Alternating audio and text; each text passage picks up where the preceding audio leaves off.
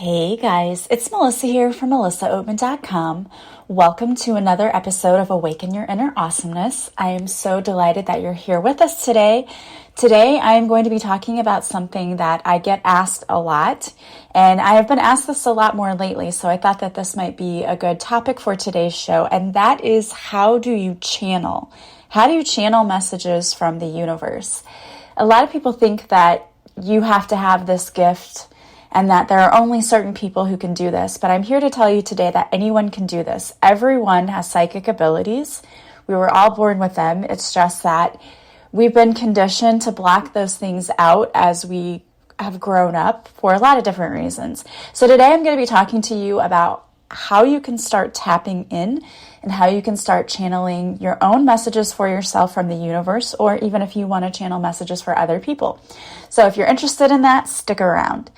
Before we get started on today's topic, I want to make a few announcements. The first one is, if you like this podcast, I now have podcast merchandise available for sale. You can get t-shirts that have the podcast logo on them, and then they also have a quote that I usually say from the show. Something like, the universe is always working behind the scenes on my behalf to bring me what's for my highest good. These quotes are all things that I say all the time on the show. I have coffee cups, travel mugs, pillows, cell phone cases, and more. So go and check that out. The link is in the show notes. You can go there, click on it, and a lot of times these products are also on sale. So go check it out, and hopefully you will enjoy it as much as I enjoyed designing these products for you. Also, my 60-day transformational journal is still on sale. You can go on my website at melissaoatman.com on my offerings page, or you can go to the dedicated page for the transformational journal if you want to learn more about it. But if you're on a self-development, self-discovery, on that kind of journey, then this journal is perfect for you, because each day includes a prompt and a quote or an affirmation for you to help you really dig in and connect to your higher self, set goals for yourself, get rid of limiting beliefs that are keeping you stuck in old patterns of behavior, and also uncovering emotional trauma and helping to heal it. It does all of those things. I'm so proud of it, and I hope that you will love it. So go check that out on my website, melissaoatman.com. And I want to thank you so much for being here with me today and for supporting this podcast. I appreciate each and every one of you. All right, so channeling. What is channeling? There are really two definitions of channeling. The first definition is when a person's body is being taken over by a spirit for the purpose of communication.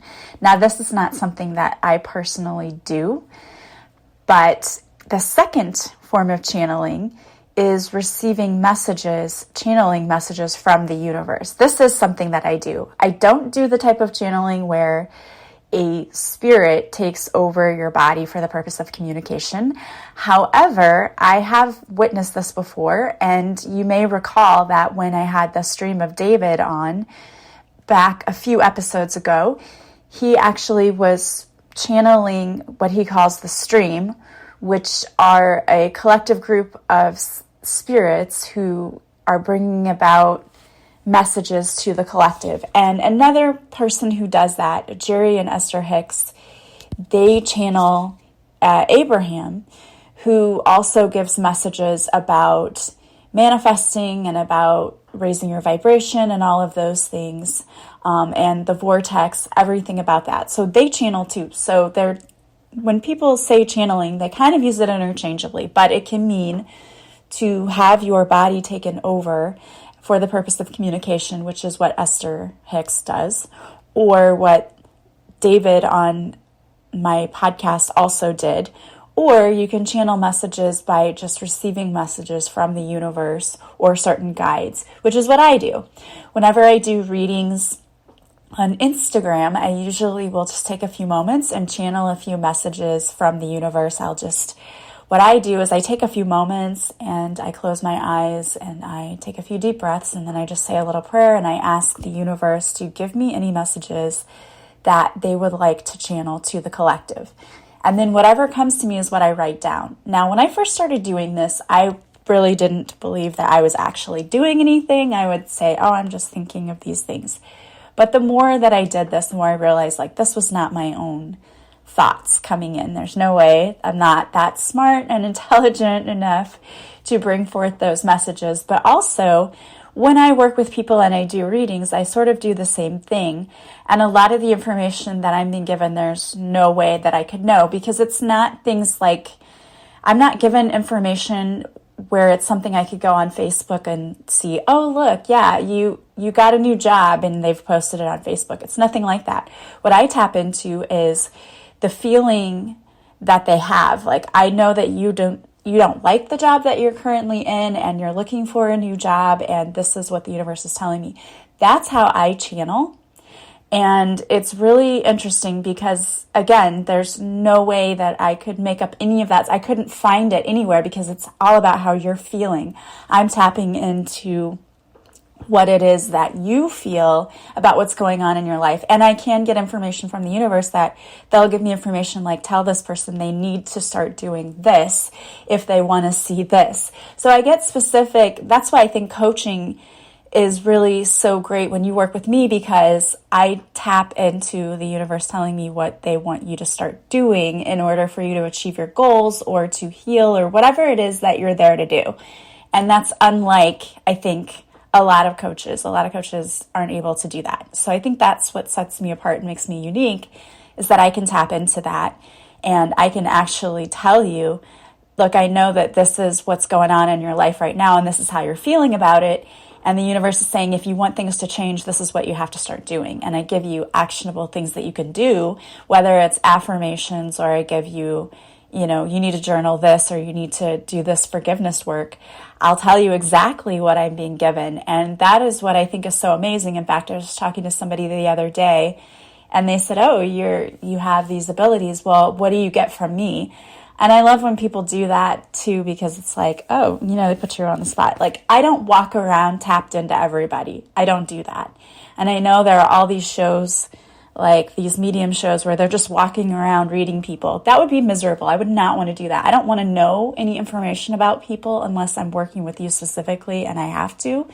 I don't want to know about your life. Like, that's way too much responsibility, and it would be information overload and you would be drained all the time. I don't want that.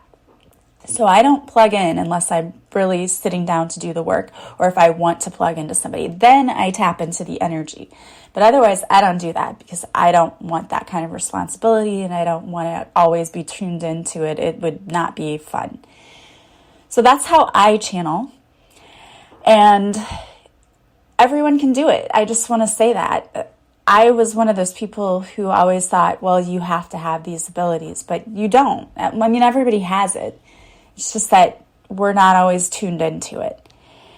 And I want to say really quickly, I'm not the type of medium that, oh, I see dead people and, sometimes I can get messages from them, but I don't see them standing in front of me or anything like that. And I know there are some people who do see that.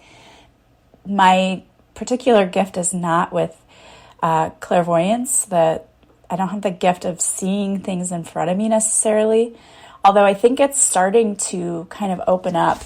I have to say that Thanksgiving Day, we received terrible news. We found out that my cousin passed away, and she's older than me. She's 59, but she had not been well. But we didn't know she was in the hospital, and she'd been in there a couple of days, and then my cousin called, told us she didn't want to bother us, so she didn't tell us she was in the hospital. She knew my mom was dealing with everything, but then she passed away.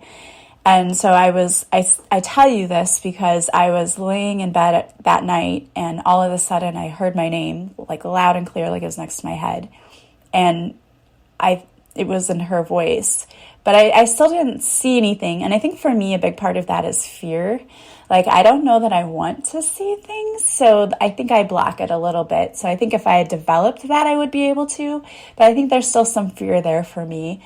And a big part of it is because when that generally happens to me, it's usually nighttime and I'm in bed asleep. And so it freaks me out a little bit, but I think that the reason that it will happen at night more, and maybe some of you have experienced this too, is because in our sleep state, we're most relaxed and in a state of vibration that's easier for spirit to contact us, to communicate. But it freaks me out because it's nighttime. And I think as a kid, I used to see figures or whatever at night in my room. And of course, my parents would say, that's just your imagination. And I also had an imaginary friend, and they would say, that's just your imaginary friend. But I think, of course, now that was probably a guide. So there are all kinds of reasons why we block these things out, or we feel like we're not connected, or we're not channeling, or we're not able to do this. Because growing up, you may have had parents who said, oh, that's just your imagination, because they just wanted you to go to sleep and leave them alone. Or maybe they said you had an imaginary friend. So we get conditioned to believe that we don't have these abilities and only special people have them. And while I do believe that there are people who have developed their gifts or just are more naturally inclined to be able to tap into their gifts than others, everyone can do it. And you can get to that point too. So how do you start learning how to channel or to connect? That's the question, because that has been the question that I get asked a lot. One of the ways that you need to do this is to start practicing trying to clear your mind and just allow what comes in. And at first, you may not think it's anything. This is how I was at first too. But what I was taught and how I worked with a mentor, she said, just get a piece of paper and a pen. And then before you do anything, just close your eyes and take a few deep breaths and then set the intention. Just say to the universe, I would like a message. And then let go and just start writing whatever comes to you. And at first, when I started doing this, I would have to write things down. Now, as I work with clients, I always have my pen and paper there ready to start writing. I don't ever use it. I always write the client's name down, and I'm prepared to write down what I need to write down to give them messages. And all of a sudden, I just start talking, and I have not had to write anything down. In fact, I wrote nothing down, and it's just like it's coming out of my mouth, like going, before I realize that it's been like 10 minutes that I'm talking. So at first, I would have to write things down. And then it gets to the point that you don't have to, but it's whatever you're comfortable with and whatever works for you. So set the intention that you would like to receive a message. Close your eyes, take a deep breath. You need to clear your mind. And it really is all about energy. And when you're drained and you have very low vibrational energy, it's harder to receive messages. It's harder to tap in. So it's important that you are raising your vibration, because we're on two different vibrational frequencies. Spirit world is vibrating at a really, really high frequency. We vibrate at a much lower frequency. So they have to lower their frequency. We have to raise ours in order to be able to meet in the middle, to be able to receive these messages. So it's important that you're doing things that raise your vibration first. Get yourself ready. And it is important, and you would never, for example, take a test without studying for it. Well, raising your vibration is like preparing you, getting you ready for this practice. So doing things that will relax you. One great way to raise your vibration would be to meditate, or another would be just to listen to relaxing music. Those things get you in the right headspace to prepare you to do channeling work. So again, try to relax, do something that raises your vibration, and then sit down and have this intention that I would like to receive a message. And you can ask for specific things, but when I first started, I didn't ask for specific messages. I just asked for a message. Because I feel like if you ask for specific things, you're going to be hyper-focused on getting the right thing. And if you just ask for a message and you're open to whatever comes to you, it's going to be a lot more successful. Channeling is a really powerful means of getting guidance from the universe and receiving information from your higher self or from your guides. And the point of channeling is to really help guide you in making decisions and in learning, okay, which way do I go in life? But really, it also helps you to connect to your intuition, because when you get those messages, when you start learning how to channel messages, Then when something happens in life and you need to make a decision, you kind of understand that, okay, this is a fear-based thing that's coming to me, or this is my intuition. Because those are two different things, and they feel very different. Fear-based things feel like, I don't know if I have enough. I'm not sure that this will work out. Your intuition comes to you and says, yes, this will be a learning experience, but you should definitely do it. It's two different things. It feels more like constructive, whereas your own thoughts feel more gloom and doom and fear-based. That's the only way I know how to say that. But you have to be able to expand your state of consciousness. Again, meditating is a great way to do that because we have so many thoughts that run through our head. So try doing that. Also, there are a lot of people who really use symbols. I don't, but this is the interesting thing that happens to me. What happens to me is if I'm trying to convey something, the universe will remind me of a time when something happened in my life. If it's a similar situation, I'll be given a memory of my own life will pop in, and I'll know instantly why the universe is bringing that up. They're wanting me to share what happened to me in order to convey to whoever I'm reading for that this time this happened to me, and they're showing me this because I think this is happening to you in your life, and here's what I did, and this is how you can get around this. It's so interesting, and my clients will laugh and say, oh yeah, that makes total sense. That's kind of how I'm given messages sometimes. Some people use symbols. So you can create a book of symbols if you want. And so if you're trying to, for example, read for somebody and you're trying to give them a birthday, maybe you see a birthday cake. Or if it's a romantic relationship, maybe you see red roses. Whatever is comfortable for you, you can make up this little book of symbols and then working with your angels and guides, say, show me this when you're trying to give me this piece of information. A lot of people do that. I don't do that because, again, I haven't had to. Because the universe will just show me a memory from my own life and say, talk about this. And then when I do, then the person's usually like, oh yeah, that makes sense. That's exactly what's happening to me right now. Now, some people will also work with the pendulum, and you can do that as well. The pendulum will usually give you yes or no. And again, if you're working with a pendulum, the first thing you need to do is clear that. So sometimes I will sage or use Palo Santo to clear the energy surrounding the pendulum.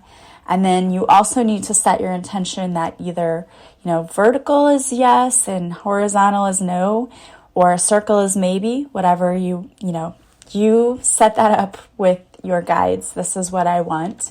This is what I will know as a yes. This is what I know as a no. This direction will be no. This direction will be yes. This direction will be maybe. So set that up before you start. And then you can ask your questions. And what I usually do first is ask questions that I already know the answer to, just to test.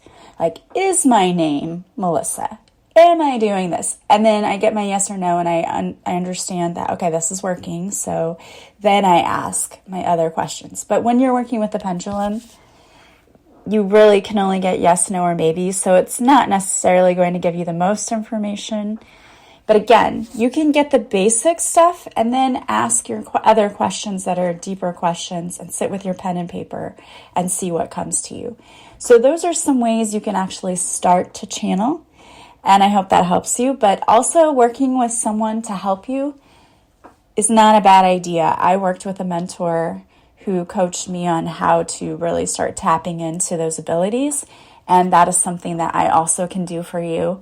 And we can really work on honing in on those skills because I know what it took for me, and everyone taps in differently. So you have to know what you're working with. Like, how do I best receive information? Do I hear it? Do I see it? Do I just feel it?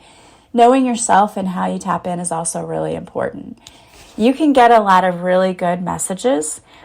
And one of the things that I often will suggest is that keep a dream journal next to your bed, because if you're like me, sometimes I'll receive very vivid dreams that have my departed loved ones in them, and they tell me things, and when I wake up, like, I need to write that down because I know that that dream had a message for me. for example, before my great aunt passed away, she was in the hospital and she wasn't doing well, but then they're like, oh, I think she's getting better. And then I had a dream, and in the dream she told me, like, I died, like I'm already gone, but I'm okay. And I thought, well, that's weird because she's doing better. And then next thing you know, she took a turn for the worse, and she did pass away. But I had that premonition dream, and I thought it was weird, and I thought, okay, this is just me. I don't know why I dreamt that. Maybe I'm just worried about her. But then it came true. And that often happens with me, where I will have those kinds of dreams. So keep a dream journal next to your bed, because sometimes the universe will come to you through your dreams and will give you messages. So if you wake up and you remember something vividly, write it down. Then later you can go over it and say, okay, what did this mean? Because if you're like me, after I'm awake for 5 minutes, I've forgotten everything about my dream. I don't remember. I start getting busy, going about my day, doing my stuff, and then I've totally forgotten it. So keep a dream journal next to your bed, and you can write down everything you remember when you first wake up. And then you can go back later and look at it if you don't have time to look at it right away. But at least you have it then, and it'll start to kind of jog your memory. So get yourself ready for channeling by meditating, doing some breath work, and then setting the intention that I want to get some messages from the universe. Have your pen and paper ready. You can also start by clearing your space. So sage your space, Palo Santo, use that. You can light a candle if you want. Some people feel like that actually helps bring in spirit. Sure, do that. Whatever you need to do that feels comfortable for you. If you want to surround yourself by your favorite crystals, do that. Personally, I have Moldavite essential oil, and it's just oil that they put a little piece of Moldavite in, and I'll put it on my third eye. Sometimes I use that before I'm going to channel. Other people just like certain crystals. The blue kyanite is pretty powerful, and so is clear quartz. You can use whatever you have that you really like. You can put it on your third eye if you want to, or you just hold it. When I do readings sometimes, I often will hold the blue kyanite and the clear quartz, because I think it helps me to be more of a channel for messages that I receive. So you figure out what works best for you, and the main thing here is just try it. Just try it and see, and just keep trying it until something comes up for you, until you get a little bit here and there. And you may find at first you only get a word, or you only get a few things here and there. That's okay. Keep doing it. Keep trying, because the more you practice it, the better you get. And that is my advice for you. That's been what's worked for me, and I've really had a lot of success with that. So just keep doing it and see what happens. And I hope that you have a lot of amazing messages that come up for you. If you want to work with me, I can work with you in sessions to help you. I can do one-on-one coaching sessions, or we can do even just a reading where I can read for you and then kind of help you learn how to tap into and read for yourself. So reach out to me. If you want to work with me, you can book a free discovery call and we can talk about it, or you can just purchase a session. All my sessions are available on my website, melissaoatman.com, from the offerings page. And once you purchase them, you can contact me, email me at melissaoatman77@gmail.com. All my contact info is in the show notes to this podcast, and we can schedule your session. I do my own scheduling because the online services tend to, for some reason, they just don't work out very well for me. So I just still do my own individual bookings. Contact me, schedule a session through Zoom, and we will get all of the messages for you, or help you learn to start getting them for yourself. I would love to work with you, so don't hesitate to reach out. Also, don't forget, you can still purchase the 60-day transformational journal, and that will help you also tap into your higher self. And it can also help you to receive messages for yourself. So check that out on my offerings page as well. And if you would like to purchase some merchandise for Awaken Your Inner Awesomeness, you can do that. The link is also in the show notes. You can go and check out everything there. As always, I want to thank you for being with me. I hope that you like this podcast. If you like it, please subscribe. Please leave a positive review from wherever you're listening. And the greatest compliment you can pay me is to share this podcast with others who you think might also benefit or enjoy it. I really appreciate all of you who do that. Don't forget to follow me on social media. I go live Mondays at 6:30 Central on Facebook, where I do a free card reading. And if you can't show up for the live, you can always watch the replay. But if you show up for the live, I'll pull a card especially for you. And if you want to work with me, just go to melissaoatman.com and purchase a session. Thank you so much. I hope you have a beautiful day from wherever you're listening. Don't forget, you can also join me on Patreon. If you are a Patreon member, you will get extra episodes each week. And for the all-exclusive membership, you also get guided meditations and readings each week. So join me over there. I'd love to have you. I hope you have a beautiful day from wherever you're listening. As always, I'm sending you so much love and light. And I will talk to you soon. Bye, guys.